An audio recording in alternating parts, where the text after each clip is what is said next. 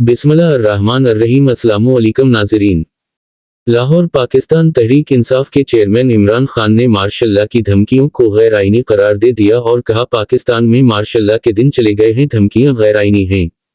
Supreme court के फैसले के हवाले से इमरान खान का कहना था कि अगर सुप्रीम कोर्ट के फैसले तस्लीम नहीं करते तो इसका मतलब पाकिस्तान में कानून खत्म हो गया, हम जंगल के कानून की तरफ जा रहे हैं। पीटीआई चेयरमैन का कहना था कि इलेक्शन के जरिए सियासी इस्तेहकाम के बगैर मईशत संभल नहीं सकेगी, इन्हीं इलेक्शन में अपनी मौत नजर आ रही है और पंजाब में हार का डर है। इमरान खान ने मजीद कहा कि पाकिस्तान को ठीक करने के लिए सर्जरी करनी पड़ेगी और बड़े फैसले करने होंगे, जिसके लिए बड़ा मैंडेट चाहे जो इलेक्शन से आएगा। गुज़श्ता रोज वीडियो लिंक खिताब में साबिक वजीर आजम का कहना था कि इलेक्शन हारने के खौफ से आइन को पामाल किया जा रहा है। मुझे रास्ते से हटा कर नवाज शरीफ को वापस लाने और अक्टूबर में इलेक्शन कराने का मंसूबा था। हम अक्टूबर में भी कमजोर नहीं होंगे, हुकूमती पार्टियां कमजोर होंगी।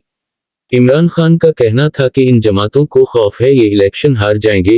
हुकूमती लोग जज की फैमिली को धमकियां दे रहे हैं, डरा रहे हैं। ये लोग इलेक्शन हारने के खौफ से आइन को पामाल कर रहे हैं। मेरे खिलाफ इन्होंने 143 केस किए, मेरे घर पर हमला करा दिया, मेरी किरदार कुशी की गई, अहलिया की किरदार कशी की गई। नाज़रीन, अपना ख्याल रखिएगा। खुदा हाफिज। पाकिस्तान जिंदाबाद।